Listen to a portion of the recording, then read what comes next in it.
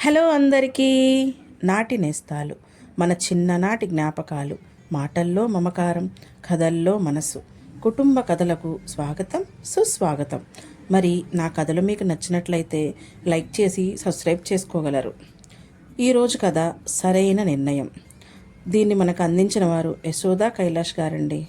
Passport renewal చేయించుకోవాలని regional passport ఆఫీస్కి వెళ్ళిన వైజయంతి అక్కడ కౌంటర్లో కూర్చొని దరఖాస్తులను పరిశీలిస్తున్న ఒక అమ్మాయి వైపు పరీక్షగా చూసింది.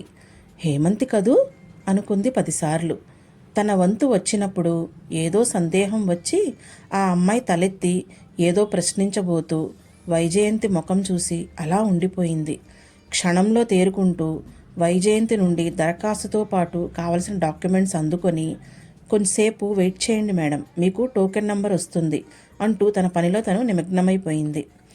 1 గంట తర్వాత వైజయంతి తన పని పూర్తి చేసుకొని బయలుదేరుతుంటే, అత్తయ్య అంటూ వెనక నుండి పిలుపు వినిపిస్తే మెరుపులా వెనక్కి తిరిగి చూసింది.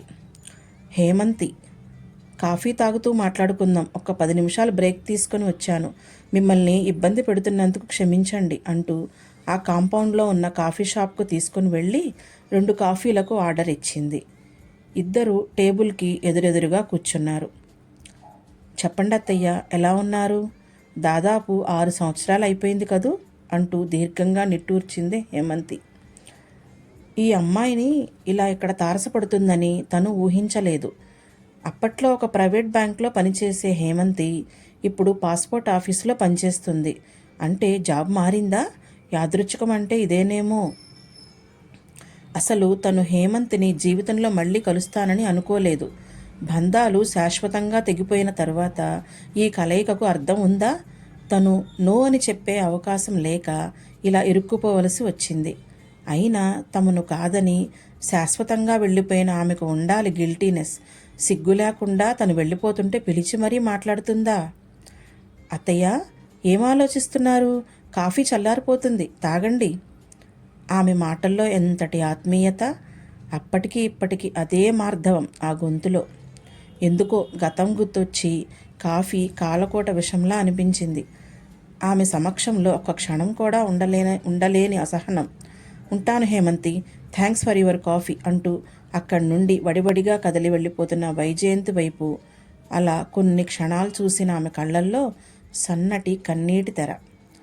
2 రోజుల తర్వాత అమెరికా నుండి వంశీ ఫోన్. అమ్మా, నీ పాస్పోర్ట్ పని అయిందా? అయిపోయిందిరా, నిన్న పోలీస్ వెరిఫికేషన్ కూడా అయిపోయింది. మరో 2-3 రోజుల్లో పోస్ట్లో వచ్చేస్తుంది. ఏమిటమ్మా గొంతు అలా డల్గా ఉంది? ఆరోగ్యం బాగుందా? హేమంతిని చూసినప్పటి నుండి తనకు మనసు బాగుండటం లేదు. వంశీకి ఆ సంగతి చెప్పాలనిపించలేదు. తనే ఇంతలా బాధపడుతుంటే వాడికి మానిపోతున్న గాయాన్ని తిరిగి రేపటం ఎందుకు? బాగానే ఉన్నా అంటూ సమాధానం ఇచ్చింది. సరే, జాగ్రత్త అమ్మా, పాస్పోర్ట్ రాగానే మెసేజ్ చెయ్యి, టికెట్ బుక్ చేస్తాను. ఇదిగో చూడు వంశీ, మరీ దగ్గరలో కొనేయకు. ఒకసారి డాక్టర్ దగ్గరికి వెళ్ళి చూపించుకోవాలి. అన్ని టెస్టులు చేయించుకోమంటే చేయించుకోవాలి కదా. సరేలే అమ్మా, ఒక 1 నెల రోజుల వ్యవధిలో కొంటాను. శిఖరకు డెలివరీకి ఇంకా టైం ఉంది కదా.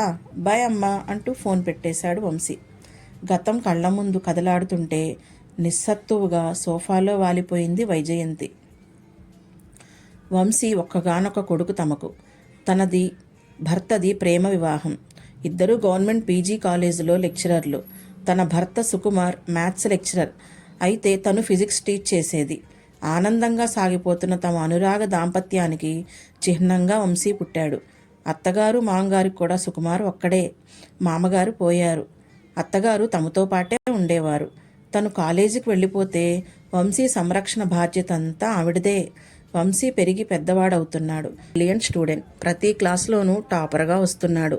వాడు ఇంటర్ 2వ సంవత్సరంలో ఉండగా అత్తగారు హార్ట్అటాక్ వచ్చి పోయారు. ఇంటికి పెద్ద దిక్కు పోయారని తను చాలా బాధపడింది. తనకు అత్తగారికి మధ్య ప్రేమాభిమానాలే తప్ప ఎటువంటి మనస్పర్ధలు లేవు. అందుకే ఆవిడ లేని లోటు తనని చాలా కదిలించింది. వంశీకి ఐఐటి ఖరగ్పూర్లో సీట్ వచ్చింది. అంతవరకు తమని ఒక్క క్షణం కూడా విడిచి ఉండని వాడు అంత దూరం చదువుకోవటానికి వెళతానంటే చాలా దిగులు పడింది. సుకుమార్ తనను మెత్తగా మందలించాడు. ఒక లెక్చరర్వి అయి ఉండి కూడా అలా దిగులు పట్టడంలో అర్థం లేదు వైజు అంటూ. వాడు 3వ సంవత్సరంలో ఉండగా ఒకరోజు సుకుమార్ తీవ్రమైన తలనొప్పితో వాంతి చేసుకుంటూ కాలేజీలో స్పృహ తప్పి పడిపోయాడు. మేఘాల మీద హాస్పిటల్కి తీసుకొని వెళ్ళారు. కానీ అప్పటికే అతని ప్రాణాలు అనంత వాయువుల్లో కలిసిపోయాయి. బ్రెయిన్ హ్యామరేజ్తో చనిపోయినట్లు డాక్టర్లు నిర్ధారించారు. వైజయంతి లోకమే చీకటైపోయినట్లు ఏడుస్తూ సొమ్మసిల్లిపోయింది. ఆ రోజు ఉదయం ఇద్దరూ కలిసి టిఫిన్ చేస్తున్నప్పుడు సుకుమార్ తనను జోకులతో నవ్వించాడు. ఎప్పుడూ ఆరోగ్యంగా నవ్వుతూ కనిపించే తన భర్త ఇంకా తనకు కనపడడన్న వేదన అల్లాడిపోయింది. వంశీ కూడా డీలా పడిపోయాడు. వంశీ కోసం తను ధైర్యం తెచ్చుకొని జీవనం సాగించేది. ఖరగ్పూర్లో చదువు పూర్తి చేసిన తర్వాత పై చదువులకు యుఎస్ వెళతావా అంటే లేదు, ఇక్కడే ఐఐఎంలో చదువుతా అన్నాడు. కలకత్తాలో సీట్ వచ్చింది. అక్కడ చదువు పూర్తి అవుతూనే హైదరాబాద్లో ఒక పెద్ద సంస్థలో మంచి ఉద్యోగం దొరికింది. వాడి ఉన్నతిని ఎదుగుదలను చూసి మురిసిపోవటానికి తన భర్త లేడు కదా అని దుఃఖించేది. కాలాన్ని నియంత్రించే శక్తి ఎవరికీ లేదు. ఆఫీస్ పని మీద అనేక దేశాలు వెళ్ళి వస్తున్నాడు వంశీ. ఉద్యోగం వచ్చి అప్పుడే 5 సంవత్సరాలు అయిపోయింది. వాడికి పెళ్లి చేయాలన్న ఆలోచన రాగానే తనే అడిగింది. నీ ఇష్టమమ్మా అనేశాడు వంశీ. ఎందుకో తన పెళ్లిపైన ఎక్కువగా స్పందించటం లేదు. మూడీగా ఉంటున్నాడు. వర్క్ టెన్షన్ ఏమో అనుకుంది. ఎవరిదో బంధువుల పెళ్లిలో హేమంతిని చూసింది. చక్కని కనుముక్కు తీరు, సహజమైన నవ్వుతో అందంగా కనిపించింది. తల్లి తండ్రి ఆమె చిన్నతనంలోనే చనిపోతే బాబాయి పిన్ని హేమంతి బాధ్యతను తీసుకొని పెంచి పెద్ద చేశారు. ఎంకామ్ పాస్ అయ్యి ఒక ప్రైవేట్ బ్యాంక్లో పనిచేస్తుంది హేమంతి. హేమంతికి తండ్రి ద్వారా సంక్రమించిన ఆస్తిని బాబాయి జాగ్రత్తగా పరిరక్షిస్తున్నాడు. హేమంతి నచ్చిందా వంశీ అని అడిగితే మౌనంగా తలూపాడు. తప్పితే మరేమీ మాట్లాడలేదు. హేమంతి కొత్త కోడలుగా ఆ ఇంట అడుగుపెట్టింది. నిజంగా హేమంత ఋతువు వచ్చిందేమో అన్నట్లుగా ఇంట్లో ఒక్కటే సందడి. అంతవరకు నిశ్శబ్దం రాజ్యమేలుతున్న ఆ ఇంట్లో హేమంతి రాక కొత్త వెలుగులు విరచిమ్మింది. అత్తయ్య, మీరు కూర్చోండి, నేను చేస్తాను అంటూ తనని ఒక్క పని కూడా చేయనిచ్చేది కాదు. ఆ అమ్మాయికి అన్ని పనులు వచ్చు. ఎంతో ఆత్మీయంగా ప్రేమగా తనను చూసుకునేది. హేమంతి రాకతో ఆ ఇంటి స్వరూపమే మారిపోయింది. వారి పెళ్ళై సంవత్సరం పూర్తయింది. అమెరికాలో స్థిరపడిన చెల్లెలు విశాల తనని అమెరికా రమ్మనమని వీసా అవి ఏర్పాటు చేసింది. 2-3 నెలలు ఉండి వస్తానని వంశీకి హేమంత్కి చెప్పి బయలుదేరింది. చెల్లెలి బలవంతం మీద 6 నెలలు ఉండవలసి వచ్చింది. 6 నెలలు పూర్తి అయినాక తిరిగి వచ్చేసింది. వచ్చేసరికి హేమంత్ ఇంట్లో లేదు. వంశీ ఇంట్లోనే ఉన్నాడు. కానీ ఇల్లంతా ఏమిటో బోసిపోయినట్లుగా అనిపించింది. తను అడపాదడపా అక్కడి నుండి హేమంత్తో మాట్లాడుతూనే ఉంది. తను వస్తానని తెలిసి కూడా ఇంట్లో లేదంటే వాళ్ళ బాబాయ్ ఇంటికి వెళ్ళిందేమో అన్న అనుమానంతో వంశీని అడిగింది. హేమంతి ఇక్కడి నుండి వెళ్ళిపోయిందమ్మా, మేమిద్దరం డైవర్స్కి అప్లై చేశాం అని చెప్పేసరికి నిశ్చేష్టురాలైంది వైజయంతి.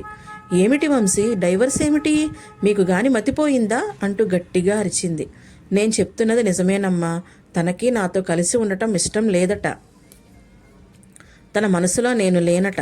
పెళ్లికి ముందే తను ఎవరినో ప్రేమించానని చెప్పింది. డైవర్స్ తీసుకుందామని తనే అంది. 1 వారం క్రితమే ఇక్కడి నుండి వెళ్ళిపోయింది. వంశీ చెప్తున్నది వింటుంటే తన మనసు ముద్దుబారిపోయింది.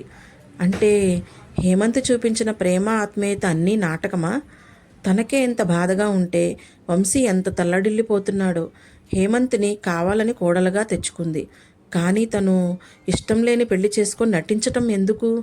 ఆమె బాబాయి కలిసి హేమంత్ చేసిన పనికి నిలదీద్దామనుకున్న తన ప్రయత్నాన్ని వంశీ ఆపేశాడు. అమ్మా, తనకి ఇష్టం లేనప్పుడు, నన్ను కాదనుకున్నప్పుడు ఇవి నిలదీయటాలన్నీ అవసరమా? ప్రయోజనం లేనప్పుడు ఈ గొడవలన్నీ ఎందుకమ్మా అంటూ తనని ఆపేశాడు. భర్త దూరమైనప్పుడు ఆ శూన్యతను భరించిన తను ఇప్పుడు హేమంత్ వెళ్ళిపోవటంతో ఏర్పడిన శూన్యతను మాత్రం భరించలేకపోతుంది. హేమంత్ బెంగళూరు వెళ్ళిపోయిందని తెలిసింది. కొన్ని నెలలకు ఇద్దరికీ విడాకులు మంజూరయ్యాయి. తను యాంత్రికంగా కాలేజీకి వెళ్ళి వస్తుందే కానీ ఏమీ ఉత్సాహం ఉండటం లేదు. అప్పటికి హేమంత్ వెళ్ళిపోయి సంవత్సరం దాటిపోయింది. వంశీ ఎలా తట్టుకున్నాడో కానీ మామూలుగానే వర్క్, టూర్లు అంటూ బిజీ అయిపోయాడు. వంశీని అలా వదిలివేయటం భావ్యం కాదని ఒకరోజు వంశీ దగ్గర 2వ పెళ్లి ప్రస్తావన తెచ్చింది. నేనే చెప్దామనుకుంటున్నానమ్మా, నేను నా కొలిగి ఒక అమ్మాయిని పెళ్లి చేసుకోవాలనుకుంటున్నాను, తనకు కూడా నేనంటే ఇష్టమే అని చెప్పేసరికి తను కాదనలేదు. ఆమె మరాఠీ అమ్మాయి అని, బాంబేలో పుట్టి పెరిగిందని చెప్పాడు.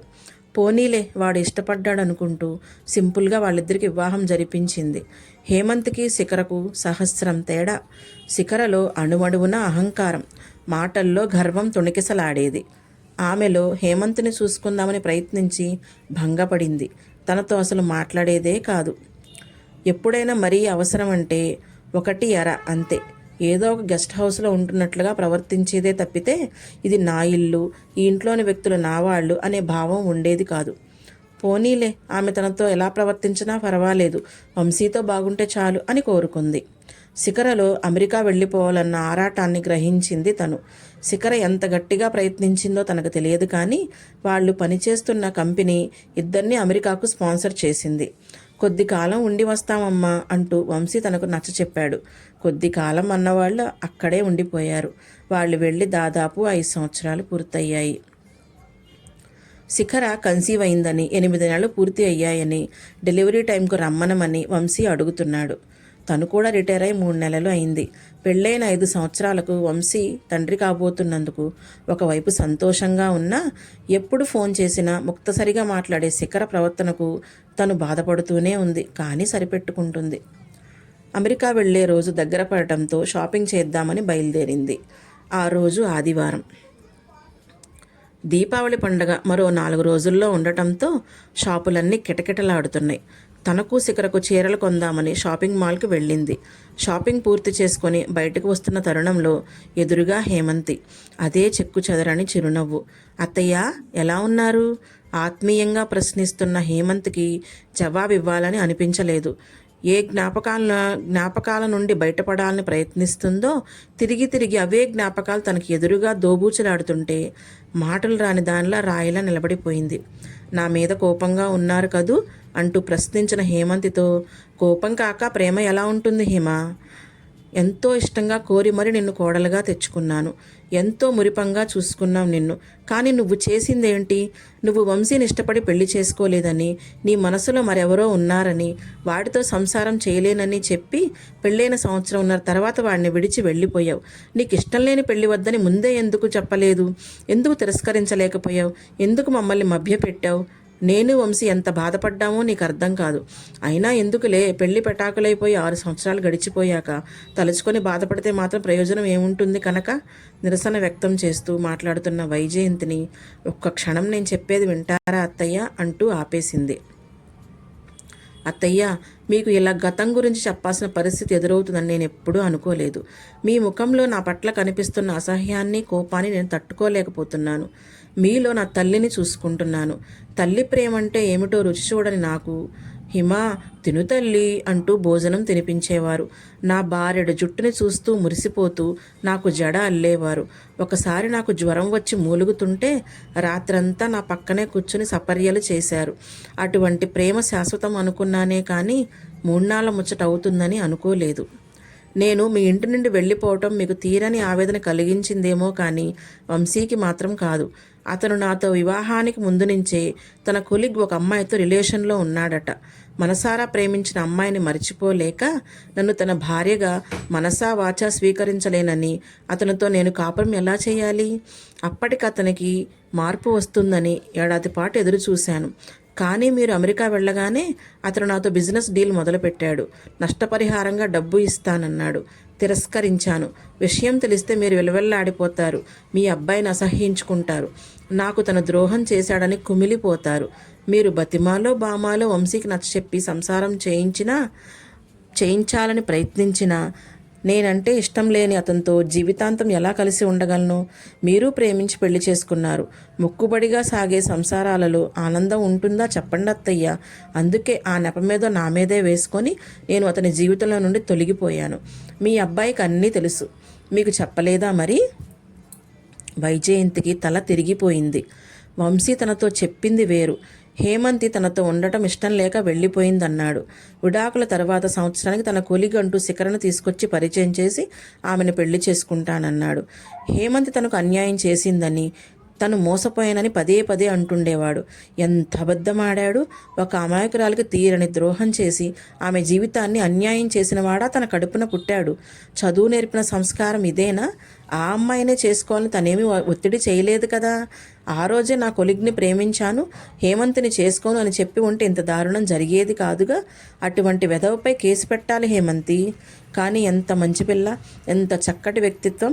నేను బాధపడతానని వాడు చేసిన తప్పుల్ని తన మీదే వేసుకొని ఇంకా తన మీద ప్రేమ చూపిస్తున్న హేమంత్కి ఏమిచ్చి తన రుణం తీర్చుకుంటుంది? హిమాలయం వంటి ఆమె వ్యక్తిత్వం ముందు తను దోషిగా నిలబడింది. హేమంత్తో తనకున్న అనుబంధం సంవత్సరమే అయినా ఎన్నో మధురమైన జ్ఞాపకాలను మనసులో దాచుకుంది.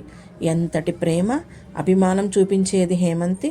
ఇప్పుడు కూడా తనతో ఏ సంబంధము లేకపోయినా అత్తయ్య అంటూ ఆత్మీయ పలకరింపు. శిఖర తెలుగు బాగా మాట్లాడుతుంది, కానీ తనని ఆంటీ అనే పిలుస్తుంది. అది కూడా ఎంతో అవసరం అయితేనే. నీ భర్త పిల్లలు ఏం చేస్తున్నారు హేమంతి అన్న ప్రశ్నకు నేను పెళ్లి చేసుకోలేదు అత్తయ్య, పెళ్లి మీద నమ్మకం పోయింది అనేసి అక్కడి నుండి వీడ్కోలు తీసుకుంది. వైజయంతి ఏదో దృఢ నిశ్చయానికి వచ్చింది. ఆ ఆలోచన రావటంతో మనస్సు తేలికైంది. అమ్మా, రేపే నీ ప్రయాణం, అన్నీ సర్దేసుకున్నావా? పాస్పోర్ట్, వీసా జాగ్రత్తగా నీ హ్యాండ్ బ్యాగ్లో పెట్టుకో. ఎప్పటికప్పుడు మెసేజ్ చేస్తూ ఉండు. వంశీ, నేను యుఎస్ రావడం లేదు. ఇప్పుడే కాదు, ఇంకెప్పుడూ రాను. ఇక నాకు నీకు ఏ సంబంధమూ లేదు. అదేంటమ్మా, జోకా? కాదు, నిజం. హేమంత్ గుర్తుందా? ఒకప్పటి నీ భార్య ఇన్నేళ్ల తర్వాత కనబడింది.